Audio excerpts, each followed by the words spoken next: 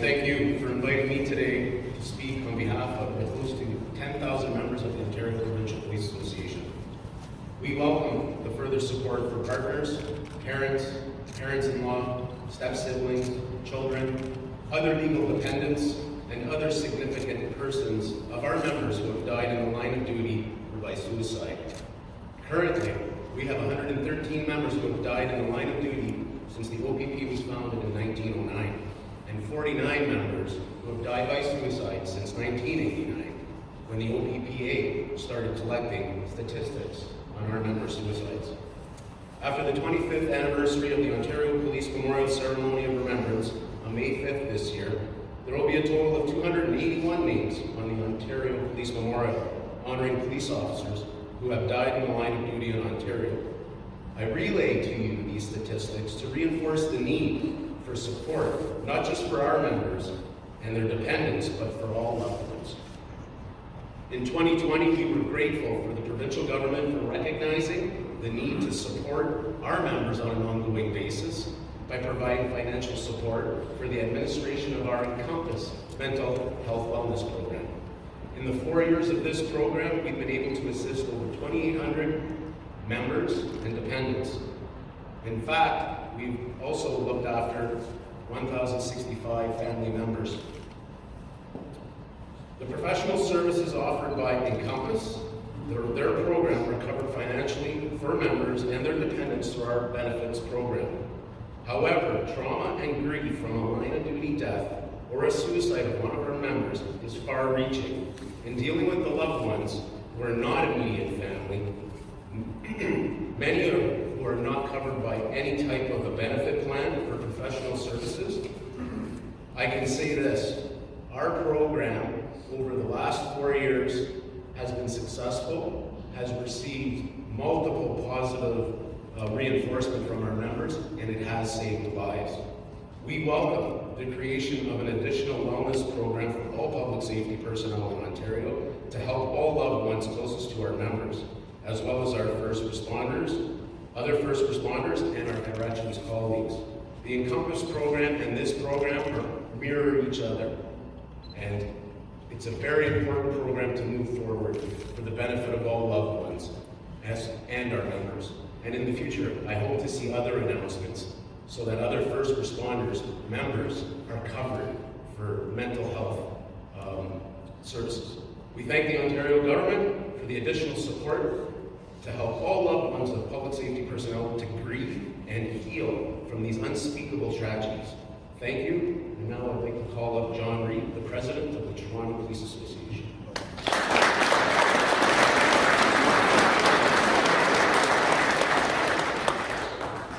Thank you, John. I'm honored to be here today on behalf of the Toronto Police Association. On behalf of the 8,000 uniformed and civilian members of the Toronto Police Service, I want to say thank you.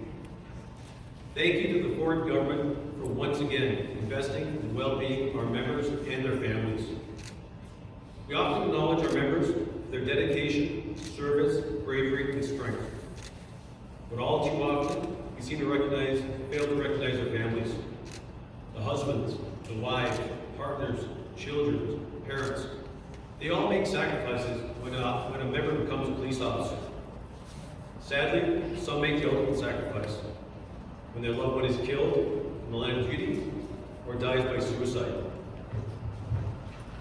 We're very good at supporting their families in that tragic moment. We rush to their side and stand with them the days after. But their grief does not end after the funeral, and neither should their support. The Ontario Immediate Family Wellness Program means our police families will get the support they deserve. Thank you. Right here in York Region for being here today, and thank them for their leadership to their membership. In many ways, this program, it models the Encompass program that is provided for members of the Ontario Provincial Police Association. And I'm really thankful that Rob Jameson and John Cerasuolo are here today, as the two of them were instrumental in ensuring that program got up and running and is there to support their members when they need it. And I want to thank them for being here. It's also important to acknowledge the beloved families of our fallen heroes that are joining us here today from Seoul, the survivors of law enforcement. Brenda Orr, Shelley Atkinson, Melissa Stiles, Jenny Hong, and Sonia Plunkett. Your strength and support of one another continues to be an inspiration to me and to our entire policing community.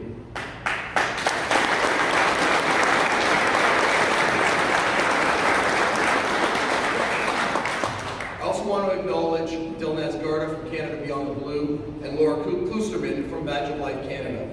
Their organizations and their volunteers have a tremendous impact in our workplaces, providing a community of support to our members and their families.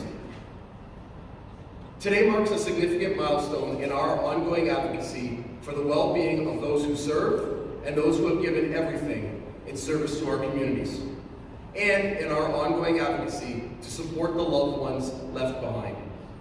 It is both with humility and determination that we gather here as the Government of Ontario announces the launch of new mental health services tailored specifically for the families of our fallen heroes, those who have made the ultimate sacrifice in the line of duty, and those who have made the ultimate sacrifice because of the line of duty. Our members embody the very essence of selflessness and bravery. As guardians of our safety and security, they rush towards danger when others flee. Yet, behind the brave exteriors are human beings who face extraordinary pressures and challenges in their daily lives. Tragically, too many of these heroes have been lost not only in the line of duty, but also to the silent battle of mental health struggles. Too often, we are called to comfort families burdened with the enormous grief of a loved one lost. Today, we acknowledge that these families of our fallen heroes are not forgotten or overlooked. We recognize their sacrifices, their resilience, and their unwavering support for their loved ones who serve. It is incumbent upon us as a society, as a profession, and as a community to provide them with the support and resources that they need to heal, to cope, and to thrive. The new mental health services being announced today are not just programs or initiatives. They are a lifeline, a beacon of hope for those who have lost so much. These services are tailored to the unique needs of public safety families and will offer comprehensive support, including counseling, therapy, and mental health treatment they require. But beyond the services announced today, let us also commit to breaking the stigma surrounding mental health in our communities and in our workplaces. Let us create a culture where seeking help is not a sign of weakness, but an act of courage and strength.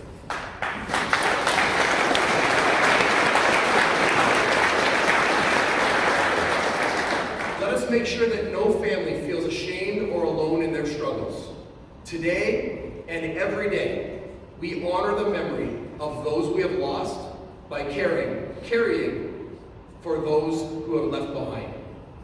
Let us stand together, united in our commitment to our public safety families in their time of need, and let us pledge to never forget the sacrifices that they have made for us all. Thank you.